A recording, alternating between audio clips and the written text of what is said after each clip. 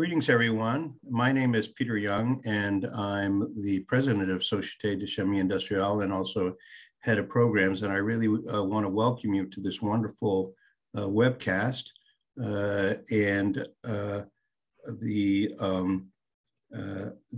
nurturing growth and entrepreneurism, which of course we need a lot more of that in industry generally, but also in the chemical industry. Before I turn this over to Lucy Simic, who is a board member, but also the one who organized this event, I'd like to just take a few minutes and just comment about Societe and upcoming events. I think most of you are quite familiar with the organization, but it's a 102-year-old nonprofit focused on the chemical and life science industries with the purpose of doing a number of things. One is to have events like this to educate our members and non-members on issues and topics that are important or either opportunities or challenges. We grant research scholarships to a large number of students studying chemical engineering or chemistry or biotech.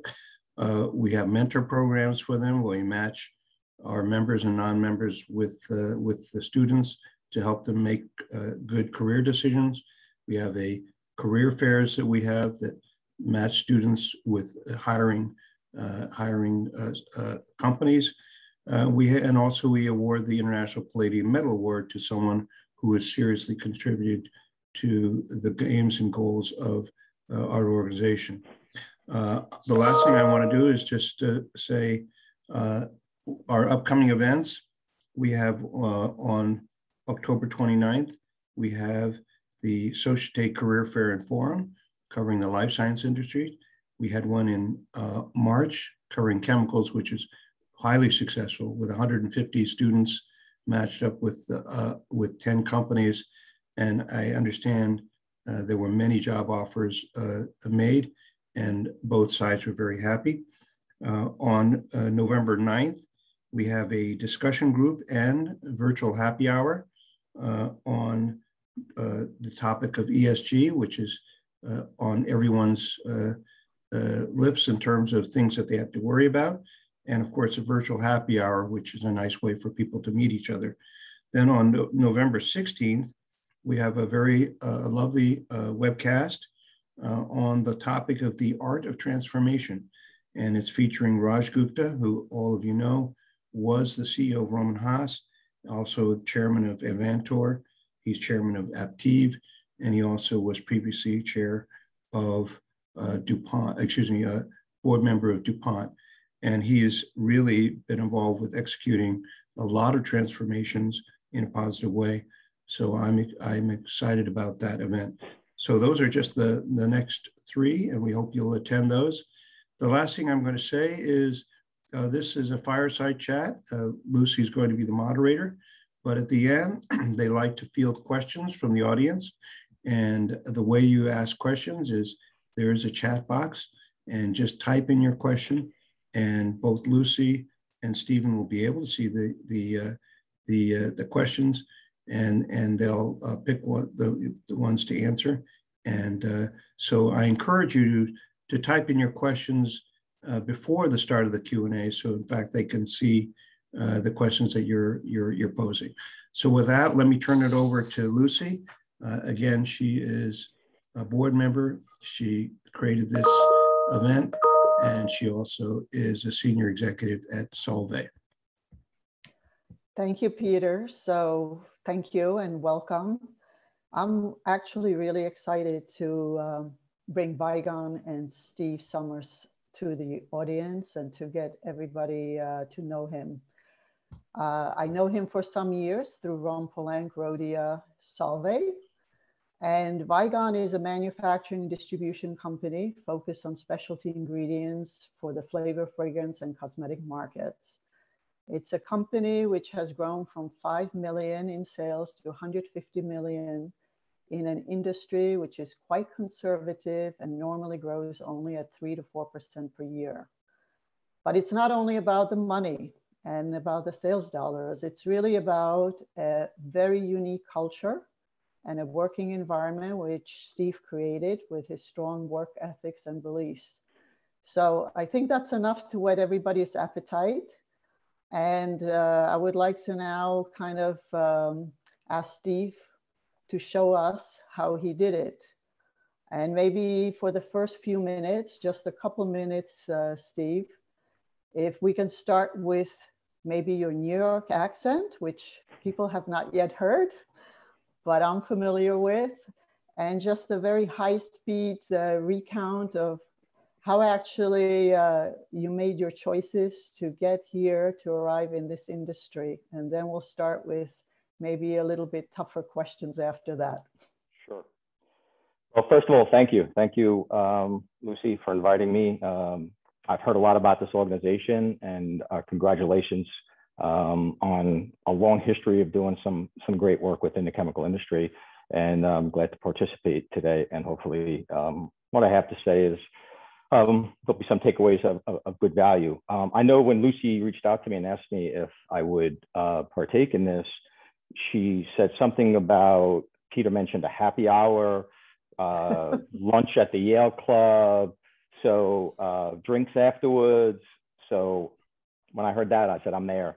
I'm actually sitting in a room by myself right now. I had a nutritional bar for lunch, and I have a cup of tea next to me here. So Lucy, you owe me. So what I thought I would start with, and I've attended a couple of firesides myself, is just a little background on myself, on how I came to the flavor and fragrance industry. Most of the talks I typically have is with, and I'm a bit of an inspirational speaker, if I could say so, is to, sports clubs. I did 2 commencement speeches, more of a motivational thing, because I think when you hear a little bit of my story about where I came from and, the gifts that I've been given and the opportunities that presented themselves to me, I think you'll agree. It's an interesting story. So I grew up in Whitestone, Flushing area, which makes me a Mets and Jets fan, which puts me in therapy. I grew up in an Irish Catholic family, family of 6 in a small house, and your typical Queens house. It's one house attached to the other. So it was a competitive environment, competitive for the bathroom, competitive in school, competitive on the sports fields. So right off the bat, I sensed that I had to differentiate myself. I had to compete for anything that I wanted. I know at a young age, there was a couple of things that I did want, like a new baseball glove and a bicycle. And I went to my dad for that. And my dad said, I'm going to give you the best advice that you'll ever get. And in retrospect, it was get a job. So at 10 years old, I got a paper route and had my first business, and began to look at what it takes to be successful as a paperboy, which quite honestly is, a little bit different, but kind of the same concept of what it is to be successful as a business person here at Vigon. So from there, a fork in the road came as I went to grammar school in a Catholic school, and a fork in the road came when it came to high school. And there was an opportunity for me to actually pursue something that would allow me to differentiate myself. And that was to go to a high school where I was studying to be a priest. So I spent 4 years in a prep seminary. At the same time, was a very avid baseball player. And I had a baseball coach that told us once the easiest base to steal was home. So over the 4 years I was there, I wound up stealing home 18 times. And I didn't think anything of it. And then as I graduated, I heard the baseball coach saying, Mrs. Summers, I can't believe that your son stole home 18 times. It was quite an accomplishment. And for the first time in my life, it gave me a sense of, wow, I could do things that that other people thought I couldn't do. So I had an opportunity to go to St. Joseph's College in New York with a scholarship, and showed up the first day. We had to declare majors, and I had no idea what I wanted to do. I was coming out of, starting to be a priest, and had no idea. And I noticed there was nobody on the chemistry line. And a friend of mine was also going to St. Joe's, and he said, Steve, whatever you do, don't study chemistry. And I said, well, I stole home 18 times. How hard could that be? So I decided to sign up for chemistry. I liked the challenge. And 2 weeks into classes, the teacher stopped me as I left the classroom, and she said, Steve, I noticed your high school transcript. You had no chemistry in high school, you can't be a chemistry major. We'll put you in the baby chemistry class and start again. And I said, no, you don't understand. I stole home 18 times. So how hard is chemistry if I managed to do that? So anyway, they agreed that I take my first test, see how things went, and I did okay. And long story short, 4 years later, I graduated chemistry degree. First job out of college was selling for a small chemical company on Long Island. And I showed up for work the first day, and they said, "This is the job I'd like you to do, Steve. I want you to sell this color measuring instrument." And I wasn't sure if I should tell that the owner of the company, I'm colorblind. So I said, well, how hard could this be? I stole home 18 times. So my first and only sales call for that chemical measuring instrument was to a flavor and fragrance company. I was making the presentation, and they called me out and they said, "Steve, you have no idea. You don't know your red from your green from your blue. What's going on?" And I said, "Don't tell anybody, but I'm colorblind." And they said, "Well, you can't do that. We have a job opening here." And I guess they felt bad, and they offered me a job. And thus began my career in the chemical and the flavor and fragrance industry. I went back and got my master's degree at night at St. John's University in analytical chemistry. I loved the chemistry, the laboratory side of it. And then moved to New Jersey with what eventually became part of Givaudan, and thus became kind of my career in the flavor and fragrance industry. Thank you, Steve. This is a great story, really. Thank you for sharing that. So I think you spent about 13 years with this multi-billion-dollar company with the letter G, which I know very well as well, and on a pretty fast track and a good career path. I understand that you had numerous promotions during that time. And so in the end, what was the turning point, and why did you make the decision to leave and actually to start Vigon? Sure. Yeah. The wonderful thing about working for Givaudan and the larger size company was it gave me the opportunity to see a lot of different things. And it was my personality that, okay, I'm in quality control. A year later, year and a half later, been there, done that. What's next? I move into process development. Love it. Been there, done that. What's next? And I moved into eventually production management. Been there, done that. What's next? And it just kept going through the ladder of trying to move and just, I heard Steve Jobs say this, that the dots in life connect. Unfortunately, they don't connect forward. So I didn't know where I was going, but they all connect back now, looking at how my career kind of developed, and that I saw so many different things at Givaudan and kept saying, what's next? And some of those position changes, I used to drive my wife crazy because I come home and I say, hey, I just got a job in sales. And she goes, oh, make more money? He said, no, I'm going to make less. And she says, like, I never heard of somebody changing their job for less, but it was just something that drove me. And quite honestly, I sit here today, nothing that I've ever done in my career has been about money. It's always been about the excitement, the challenge of doing something special in my life. And that's really what happened to me I was in my mid-30s, just becoming VP of sales for the Givaudan Fragrance Ingredient Group North America. And I kind of said, is this it? Is this like, what's next? Okay, I see a little bit of what it's like in the corporate world, the president's position. Is this all? Is this all that it's going to be? And then this opportunity presented itself, and I just, again, drove my wife crazy to say, hey, all the things that we dreamed of financially we have, but I'm going to take all that and I'm going to risk that. But, what's the worst that could happen? I'll get another job. We'll do it again. So that prompted me to make the change and go to Vigon. Well, being at Solvay, I know Vigon probably more than some of the people in the audience, but you definitely grew the company, to a very well-known and very respected ingredients company. So I know that we're one of your customers, along with other big guys like BASF and Firmenich and Symrise.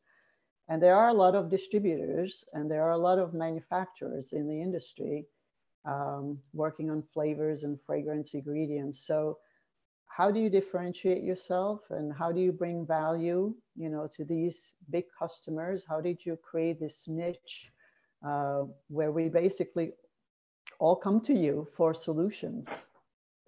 Well, maybe first to step back on like how you know, when I went to Vigon, my vision was, and I remember saying this to my wife when she was throwing a pot and a pan at me as I, you know, took a pay cut, and also said that everything that we had, the mortgage on the house was going to be remortgaged, and we were going to be in a little bit of debt as I started, you know, needed some cash to generate, to buy materials and that sort of thing. But it was to, you know, I promised her, hey, instead of traveling the world and never being home, it's going to be 9 to 5. I'll be home every night at 5. I think that lasted the first night. And after that, it was, you know, I dug in. But my vision was to create a niche flavor and fragrance ingredient company with some of the knowledge that I had, some of the contacts that I had. And the one thing that I really enjoyed my years at Givaudan. Givaudan is a great company, and I felt, you know, a little bit guilty. Givaudan had taught me this trade, and after 13 years, I was leaving. But you know, my feeling was, I'm not going to a competitor. I'm going to create something myself. I'm going to develop, you know, I'm kind of follow my dreams, so to speak. And so I spent 3 months transitioning out of the company. So I gave them, you know, sufficient lead time. And then a couple of times they called me up and they said, Steve, we're struggling with a couple of areas here. Can you help us out? And one of them was, how do we handle our small customers? And I said, you need to find a partner. You need to find somebody that you can trust, empower them, and give, you know, a group of customers, smaller size orders to somebody for them to handle on an open partnership kind of approach. And quite honestly, you know, and I would swear on a Bible, if I had a Bible here, this is how it happened. They said to me, how about you? How about Vigon? Could Vigon do it? And I took me about you know, a half a second to say, absolutely. Because I already knew the products, I knew the customers, you know, I knew the market. So it was less of a risk for them. So they said, okay, draw something up. And I drew up a contract as if I was working for Givaudan, and developed this open partnership where we were empowered with a group of customers that they would sell to us in a bulk pack that would be convenient for them. No pressure on them on the supply chain side. We'd give them plenty of lead time. We'd carry the inventory, but in turn, we would provide the customers documentation support, application support, and a level of service that they weren't able to supply. The one frustrating part for me at Givaudan was, being a chemist, the technology they had and have is amazing. Okay, so from the standpoint of being able to put a carbon on a benzene ring and make it smell like the greatest sandalwood, the greatest, you know, melon flavor that you've ever tasted, and you know, and now be able to market that is a great thing, and be able to make it economically and consistently. The issue is that, you know, they make it, they have it in stock, customer places an order, and it takes 5 to 10 days for them to ship it. And I said, you got the hard part right. The easy part is just the packaging side of it. So as they empowered me with this, my goal was, again, to take their product, make it feasible for small size customers to get any pack size in a time frame that far exceeded anything that Givaudan would be able to do, but at pretty much the same price as if they were purchasing direct from Givaudan. And Givaudan gave me the capabilities to be able to do that by discounting the product to me, that I would be able to provide it to the market at a great price. With the success of Givaudan came Firmenich, came Simrise, came your company, Rome Poulenc, which, you know, Rhodia, Salve, multiple changes. I believe there's somebody on the call today from Evonik. We had a partnership with Evonik that recently got purchased by Firmenich.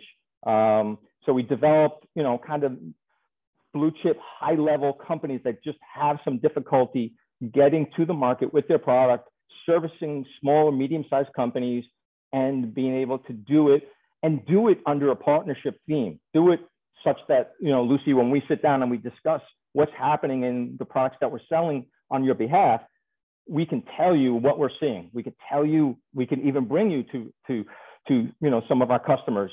So it's a total open partnership where we're working as an extension of you. And I think, based on that and the success that the market felt from working with us and the way we were able to support them and cut short lead time with any pack size, I think it was just a logical thing that more and more people of your, blue chip type companies come to us. Quite honestly, there are many, many other companies that have come to us, and we have a great brand. We have a great group of partners already, and we can't dilute that brand. So it wasn't about revenue. It was about making sure that we were doing things the right way, and making sure that we protected our partners. None of the products overlap with each other, and they're pretty much exclusive, and that we would service the customer at a high level. But you make it sound very easy, and it really isn't, because I think you have to take some credit, because you have also a vision. You have a lot of market intelligence on what's needed. Today everybody's familiar with the service of Amazon. You click, you order, you see your thing, you see your product the next day on your doorstep. This was not normal. This is still not normal in the chemical industry. And especially today with all the logistics issues that we're seeing, transportation, packaging, shortages. So I can honestly say that you have something special, Steve, at Vigon, because 15 years ago or so, when I first visited your company, you already had barcoding at the time.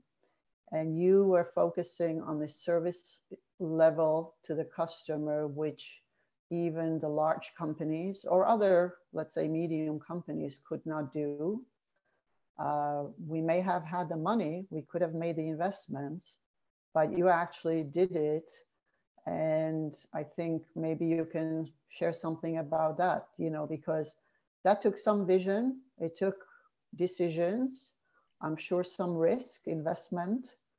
And I think that is one, definitely not all, but one of these big differentiation items where Vigon is in another league from other companies. And I know it's something that the companies you mentioned really appreciate and admire and count on. Yeah, I mean, quite honestly, Lucy, I sit here today, I wish I could say that it was me. It was the greatest lesson that I learned at Givaudan is any organization, any team, any business, it's all about people. Okay, you have to have the right people. And when you have the right people, it is simple. It's nowhere near as difficult as, quite honestly, unfortunately, bigger companies make it. Okay, and the disappointment that I felt at times at Givaudan is we had all the things, all the banners, all, employees, you're the most important, and all things like that. And there were times that we felt it, but there were many times over the years that I saw that went away. Okay, when I first joined the company, there was pizza if we made budget. Okay, it was Donut Friday, little things like that. Those are invaluable things. I felt it. When I joined the company, it pumped me up. It wasn't the pizza. It was, we reached the goal and we celebrated.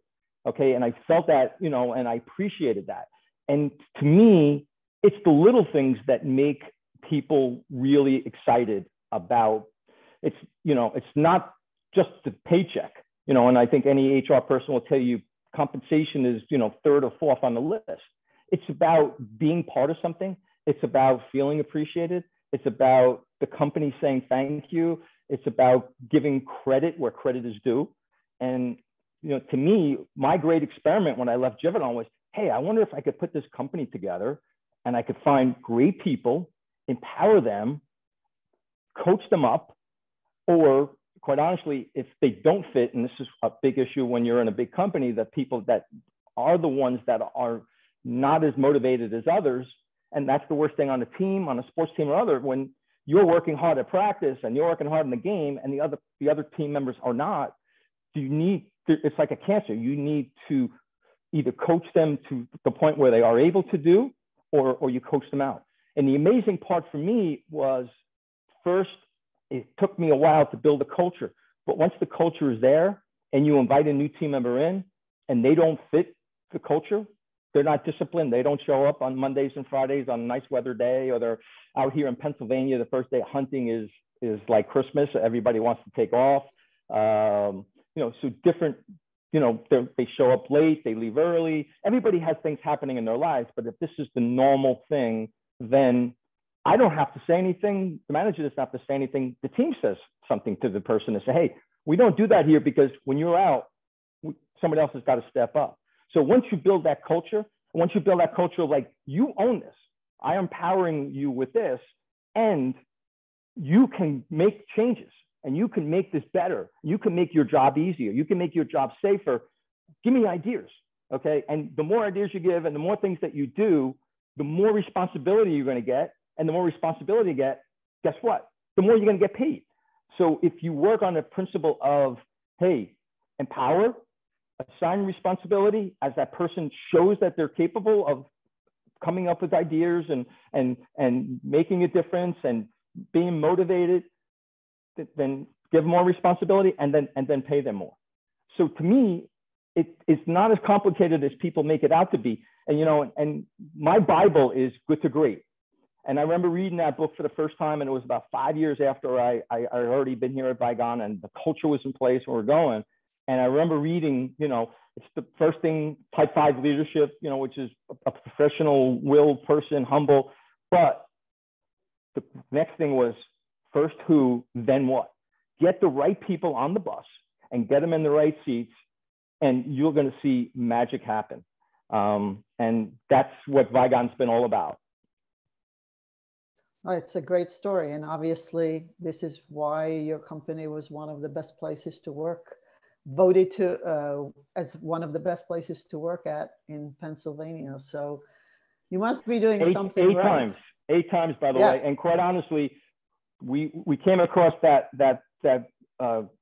process, and what it was a survey of probably 40 questions about what, do I plan on working at this company for the next 5 years? Do I feel like I'm being treated fairly? Would I recommend this job to a friend? And I said, hey, all right, I think we're doing okay. Let's get involved in this and let's see how we grade out.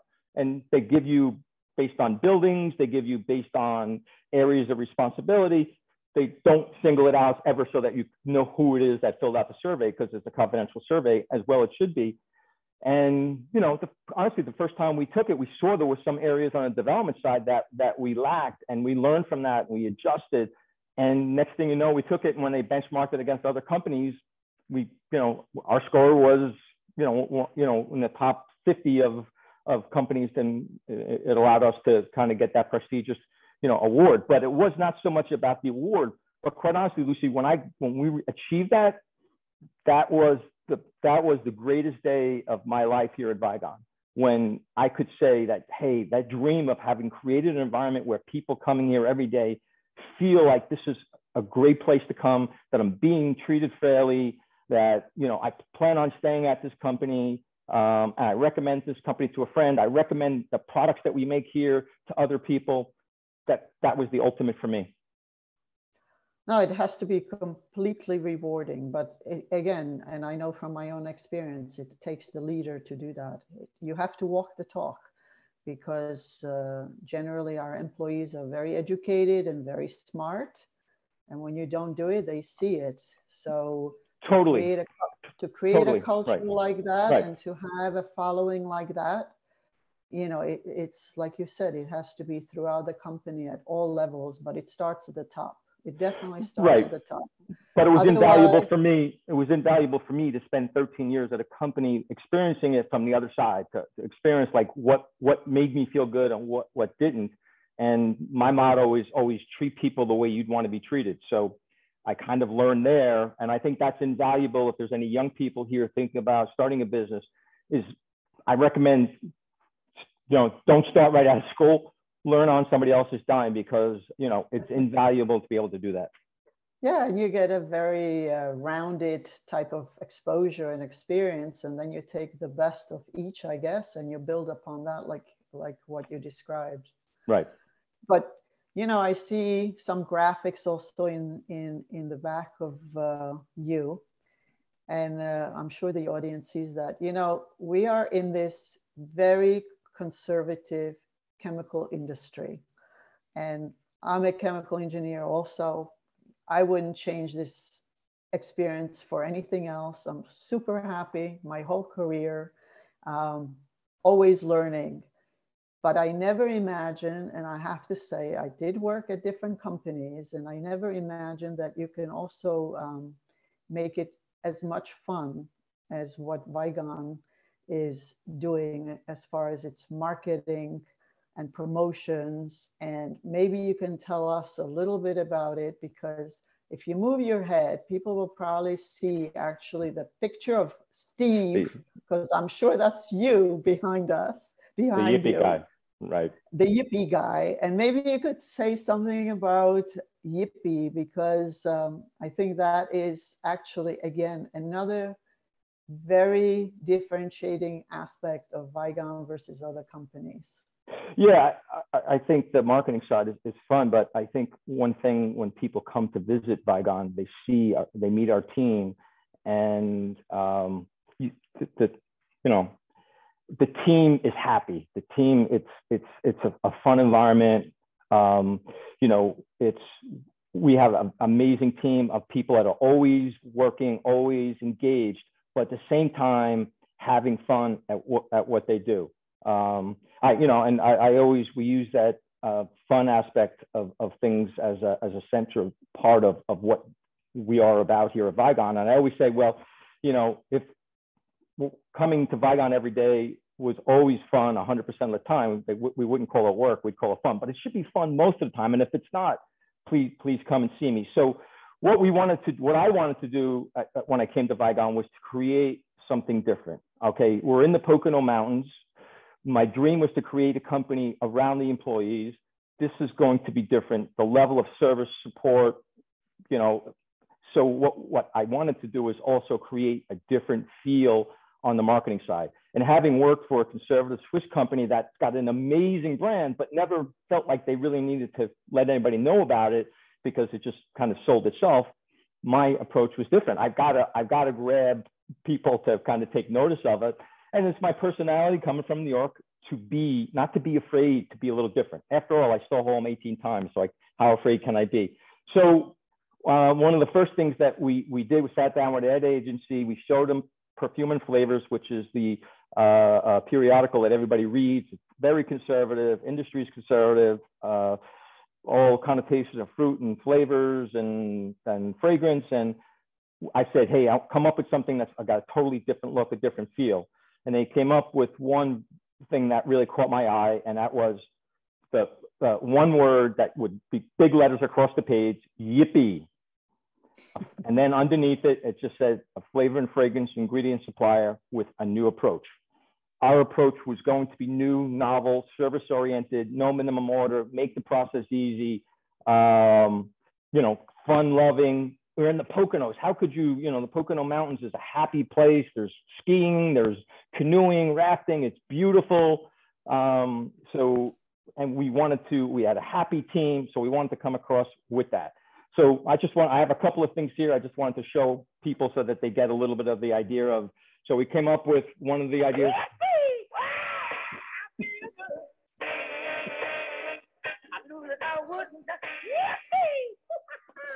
So we don't just have golf balls here at Vigon, we have sweaty balls. So if you know that from the Saturday Night Live skit, we've got a Yippie shot glass. We got a Yippie guy that when you squeeze him, it says any way you want it, just the way you want it, bobblehead. And I know Lucy won me, maybe I didn't want to show this because she knows this. We also did a Yippie Speedo contest. So we sent out Yippie Speedos to anybody that wanted one, and they could take a picture of themselves in the most interesting position. And we had people in Japan and Tokyo. We had, all, in their backyard in a pool, all kinds of different things. And we had one person who won the contest, and they got a free weekend in the Poconos courtesy of Vigon, was in front of the Rocky statue in Philadelphia on a Saturday, surrounded by people with nothing on but his Yippie Speedo. again, strategic, top of mind. We want people thinking of us first. We everything we do is different. Our marketing is different. We have fun. We want to share that fun and that happiness, with our customers, with our partners as well. And that's been the whole premise of it. The Yippie thing has taken on a life of its own. And the toughest part for me is we have so many people that just say, well, it must be just, every day at Vigon must be fun to work. So can I have a job? And sometimes it's purchasing people that, we prefer them to stay exactly where they are because they're a friend of Vigon. But it's always advantageous to have people think of us fondly that way. And but again, very strategic, different marketing approach, but everything about us was different. The presentation of our product, the presentation of how we do things, the way we did business, the simplicity of it, etc. And I remember some of very high senior level executives wondering how to wear those Speedos for that contest.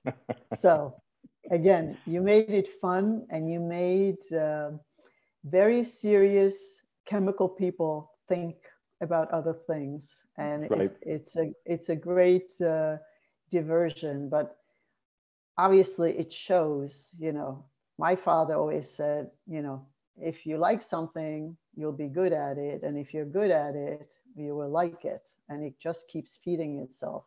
And I hope the audience today can see your energy and your passion, after all these years. Just when you speak about these things, I can feel it. And it's kind of like, maybe I should get in the car and drive over to Vigon and see you later. So I'm sorry we're doing this remotely. But it's a great example, and but in the end, really, what counts is you do come through.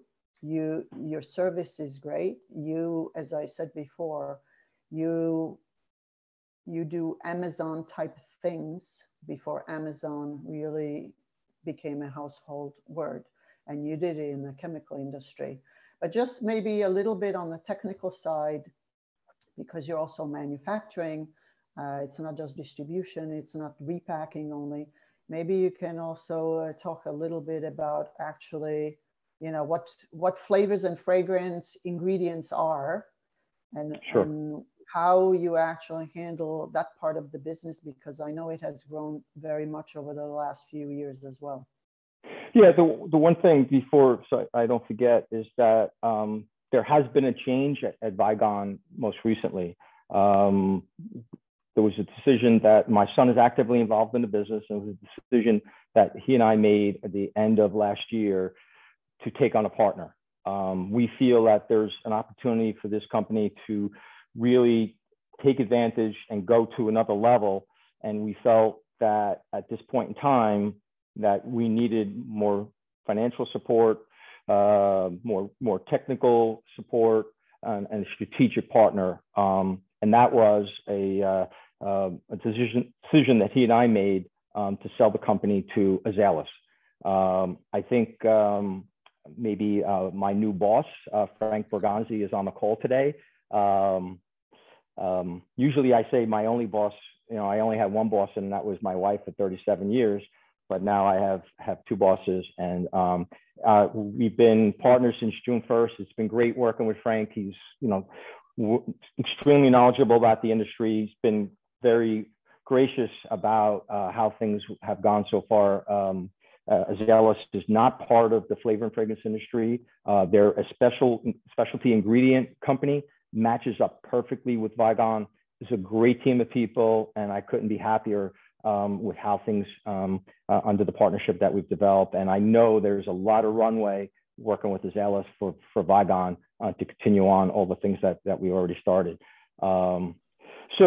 Where was I? I'm talking about some of the value that ultimately that I can bring to customers.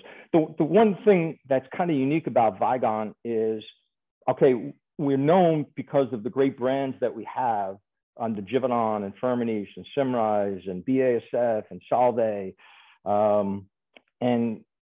But we are a basic manufacturer. My love is the technical side. So we have chemical reactors. we have distillation, we do emulsions, washed extracts, we do a whole bunch of things. And we are not a formulator, okay? So when people ask me about, you know, when I'm traveling and I'm sitting at a bar and somebody says, so, you know, Steve, now that I bought you a cocktail or something like that, and you know, we're talking about life, what is it that you do? I own a flavor and fragrance company. And they're like, a flavor and fragrance ingredient company. And they're like, oh, so you make flavors and fragrances? I said, no, ingredients.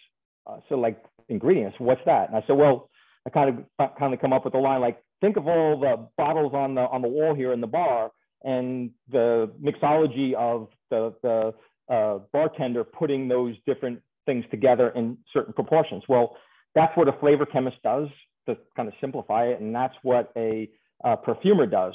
It's the synergism of those ingredients together that make a flavor system, that make a fragrance. And the formulation side of it, and you know, is the intellectual property. Now, the actual production of it is relatively simple from the standpoint is you mix these ingredients in certain proportions and pretty much you come up with, you know, the product that's been invented by the flavor chemist and the perfumer. The issue is this is a hugely, extremely logistically challenged industry from the standpoint that ingredients, even prior to how the world's kind of come together and got, you know, we've traded, you know, globally over the last 30 or 40 years not developed, this has always been a global industry. So there's certain key ingredients that come from Indonesia, that come from India, that come from South America, that come from, you know, Madagascar, you know, vanilla beans that come from an island off the coast of Africa. And that's the main, you know, supplier of vanilla extract, top quality vanilla extract. So the industry is logistically challenged. People are buying thousands of items. And the issue for them, and this is the analysis that I had, is how do you make it easy for them, especially for the lower spend, non-commoditized items? How do you make it easy for them? Okay, you make it easy for them by presenting the product in a simple fashion and kind of a matrix of pricing that they could buy, make any pack size available, and be able to pack it up and ship it out. And initially it was 3 or 4 days. And then putting our heads together with the team and developing the barcoding that you mentioned, it was 1 or 2 days. And then it was, okay, we'll see if we can get it out today. And now it's like, okay, if you give us the order by 2 o'clock today and the freight company hasn't come in, it's going out today. So just think about how we try to make that process simpler for them. Okay, and then the process, we try to make it as simple as possible for ourselves too. And again, empowering the team and coming up with, great thought processes, cost-effective ways of, we've been paperless for almost 10 years now. We have no paper in our laboratory, gas chromatographs that normally any other company would print out and go to a file.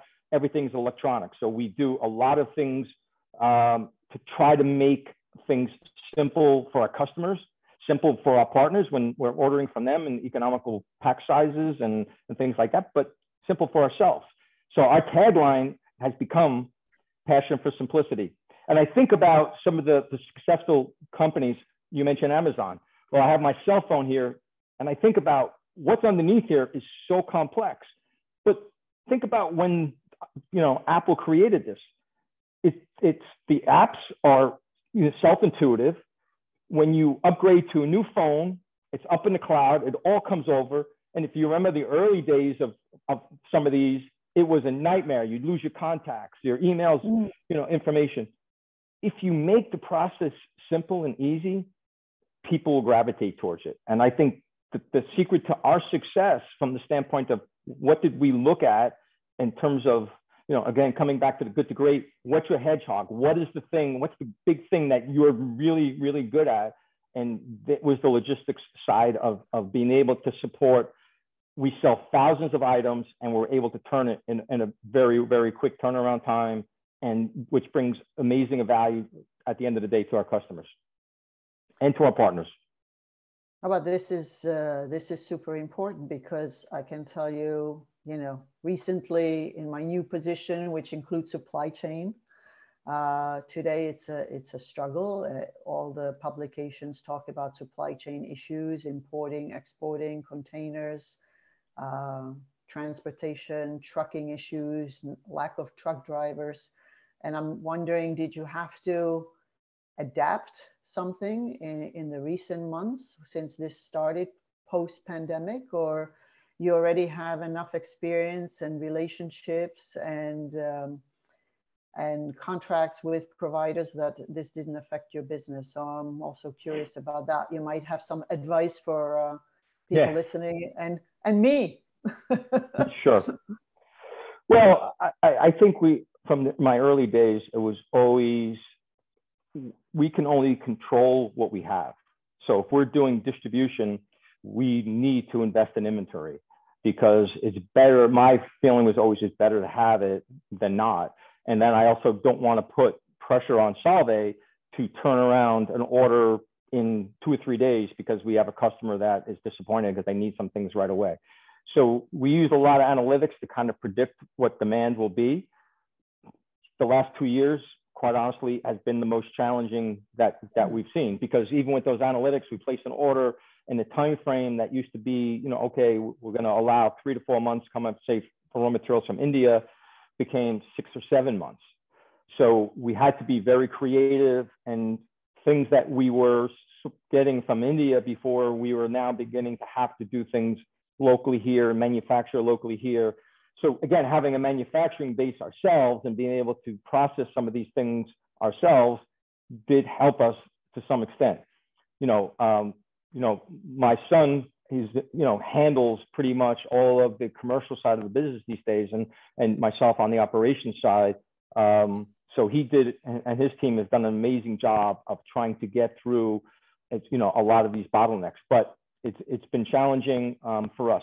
The one thing I'd like to talk to a little bit about is the pivot that we've taken, and it was a result of my son, who, unlike me, I'm chemistry, he's business, as an MBA from Wharton, looked at, hey, how do we continue to grow? How do we continue to gain market share, bring value to our customers?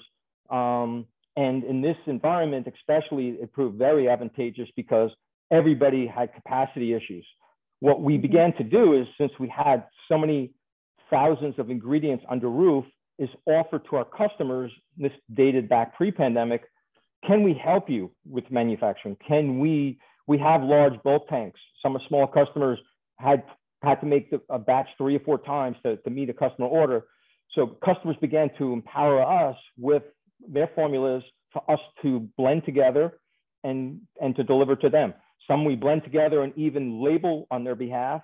So toll processing for us, we don't formulate, we don't create the formulation, because that would then have us competing with our customers, but instead we will blend on their behalf.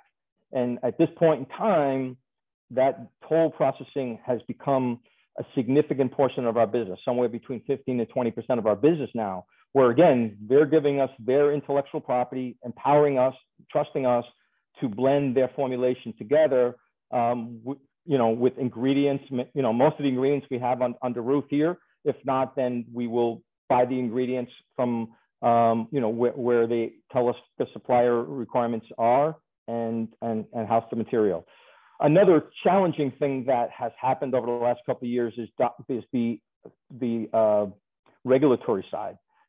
We see the obstacles put together by regulatory as an opportunity, not as something like, oh no, because to me, we feel when there's obstacles put up and you have a great team, we'll figure out a way through it. So at this point in time, we will self-serve our documentation on our website. So rather than having customers call us and say, can I have the SDS? Can I have the specifications? Can I have the kosher? Can I have food grade certification? Can I have natural certification? We put that on our website and we self-serve that to our customers, and our customers are delighted about it.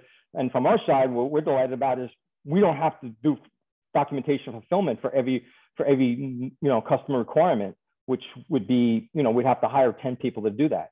Our regulatory team is a team of 4, just more authoring, creating, and making sure we have the proper documentation for our customers. I think today we have as many as 25 different documents. If I go on our website and look up a product that we can give to our customers, where they have access to 24 hours, a day. So how do you overcome those obstacles? How do you overcome those challenges? How do you overcome the logistics of shipping out small orders. It starts with the team, sitting down with the people that do it every day, kind of picking their brain, figuring out, then going to our IT team, developing process procedures, best practice. Likewise, on the documentation side, as those challenges developed, how do we overcome that without having to create a lot of overhead? We do things, we automated our accounts payable. When I started the company, I had one person do payables and receivables. We're $150 million today, and I have one person doing payables and receivables. No, that's amazing, because again, what you describe is to be very agile, to adapt very quickly, and you're actually reducing the workload, right? You're posting things, you have the customers come to your website, like you say, you're very open, you're very transparent, you're sharing the information instead of creating a heavy workload and emails and lots of needed resources to address it. So, right. Steve, I think maybe we have a couple questions also from the audience, and we only have a few minutes, 9 minutes Sure. left.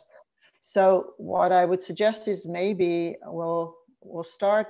It's interesting because I'll leave the Vigon as a list, because you mentioned that for the end, because it's kind of the most recent.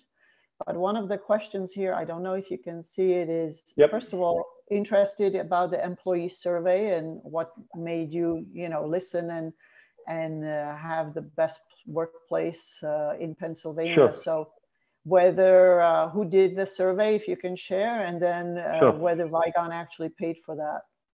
Yeah, I mean, we did. It is pretty much every state, from what I understand, has something called the best places to work. You can go on their website. There's quite a bit of information. It's amazing too, because if you get selected, they have like a party, and it's usually like right around Christmas time. And here in Pennsylvania, it's in Lancaster, and they say, bring spirit. And when I tell you bring spirit, we brought spirit. So we, a table of 10, we had 10 employees, and we're shooting like bottle rockets off the ceiling of the place and different things. And everybody else is screaming and having a happy time, because it's a celebration. It's a celebration of, hey, we have a great environment, we have a great company, and this is a great award, and we want to celebrate that. On occasion, we even have the governor of Pennsylvania will partake and be there to give out the awards as well. But it is something, answering the question, it's available pretty much in any state. It's extensive and it's really well done, and it really drills down into some significant things that you would want to work at. One thing I would say to CEOs and leaders of companies out there, especially now when we're challenged with attracting people and retaining people, we all say employees are the most important asset the company has, okay? And I've given talks before to CEO groups, and I tell them all the things that I do. I write out a personal birthday card to every employee. We do a Thanksgiving celebration, and we get together and we hand out turkeys, and probably against HR, I give a man hug to everybody. But I spend a lot of time. I know every name of every one of my employees, their family. We do a big Christmas party. I know the kids, and people say, like, Steve, how do you do it? You got so many other things to do. How do you spend that much time? I'm like, well, if this is the most important thing, shouldn't we be spending the most of our time on the most important thing? And to me, it's paying off, certainly in this environment where employee retention is so important, because you can't, if somebody leaves, to replace them is so difficult. Plus, we have a reputation in this community of being a great place to work. The word spreads throughout the community, and people want to work here. So when we have job openings, and I can't say that it's not still a struggle for us to find great people. It's always a struggle to find great people that are disciplined, motivated, want to be empowered, want to own. But to maintain a workforce and to have people want to come to work every day and not go someplace else, maybe for 50 cents more or a dollar more. Because when you do those things, you create what I call psychological debt. It could be unconscious, it could be conscious, of saying, you know, there's a little guilt that people might say, hey, Steve, the company's done so good by me, and I feel, you know, maybe if I go over there, it won't be the same. So if you develop programs, if you, you know, do things like, you know, a Fitbit, you know, if you do 10,000 steps, you get $50, or every month, you know, if you make our budget, you know, we have a profit budget and a revenue budget, and people see on a thermometer where we are in terms of that. It's a celebration when you make it, and you should celebrate. So they get $50, you know, on a Vigon debit card that we give out as a team member joins the company. And we, before pandemic, we would celebrate with pizza or, you know, whatever food of the month that they wanted to have. And that's the least of the things that I feel I should give back. We have an employee appreciation day where we really celebrate how much, you know, I appreciate everything that my team does. And I go around to each person, you know, and again, thank them for everything they do for Vigon each and every day. No, it's the right way, and obviously it pays both ways, right? You feel a little more guilty and more responsible for them because you know them, and then they work a little harder and they know what it means to be part of Vigon and what you're trying to achieve. So I think it's a great investment, and it goes both ways. So very, very quickly, Steve. Yep. David asked whether Vigon also creates new molecules. We do not. Yes or no? Yeah. No. Okay. No, we do not. It's multi-million-dollar today to be able to go through all the due diligence on that. That's outside our capabilities. We're more of a me too. We just do it better, and we leave it to our partners to develop novel, unique, new things that are out there and need to get global approval, which is, you know, very much, you know, when you do that, there's an investment and a risk involved that they're going to be attractive to somebody to buy. And so lastly, before I thank you for doing this, just going back to the fact that you found a new partner in Azelis, and your boss is listening. Yep. And I'm sure it was not an easy decision, although maybe it was, but of course with lots of emotion because this is your baby. So maybe you can just tell us a few words in 1 minute or so we leave a minute at the end to say goodbye. And well, the great part about it is Frank has made me, and Azelis has made me feel like this is still my baby, and this is all of our babies, the people that come here every day, and that was part of the reason. But quite honestly, in November I got COVID, and fortunately I didn't have, my symptoms were very mild, but in all my years at Vigon, I never for one moment felt pressure. I never felt overwhelmed. I never felt any aspect, of losing sleep at night. When I got COVID, the thing that made me begin to reflect on the fact is that while I feel like I'm 25, I'm going to be 62 in January. And, I have my Christmas party every year, and I have over 1,000 family members of this company come and to see their faces. And the aspect of a company of our scale needs to be bigger than any one or two people. And Steve Jr. and I had that conversation, and I came to that conclusion that I need to find a partner. And I wasn't looking to go to private equity.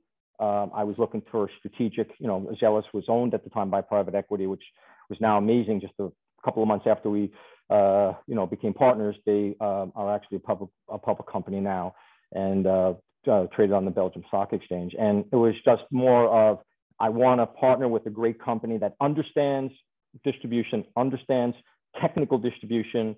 And quite honestly, I couldn't have picked a better partner. And the marriage has been fantastic since we've been working together. And Azelis is, an amazing company, and a bright future ahead. Well, Steve, thank you very much. I may have Azelis at Societe Chimie Industrielle in the future. We'll talk with Peter about that possibility, and an interesting subject as well. I think it would be great, because I think I had a great story too. And Frank's got a great story himself, having come through the industry and developed the Azelis Americas whole company. So I think that would be a great thing. Yep. So I really want to thank you for taking the time today. I am just super happy that you agreed to do this and to share your story with Societe Chimie audience. So for all those that have been listening, I hope you enjoyed meeting Steve and learning about Vigon. I want to thank Peter, of course, and Danielle for organizing this, and then again for allowing me to share the story, because I think Vigon is really a Yippie company, and you have done very, very good things for the industry, for the people. I know you also support a lot of local artisans always and give back. So really admire and thank you very much. And I hope you have a great rest of the day. Brother Shad, if you go on our website, my contact information is there. If anybody would like to follow up with an email, questions, or anything like that, I'd be, please do. All right. Thank you very much. All right. Take care, everybody. Take care. Bye-bye. Bye now.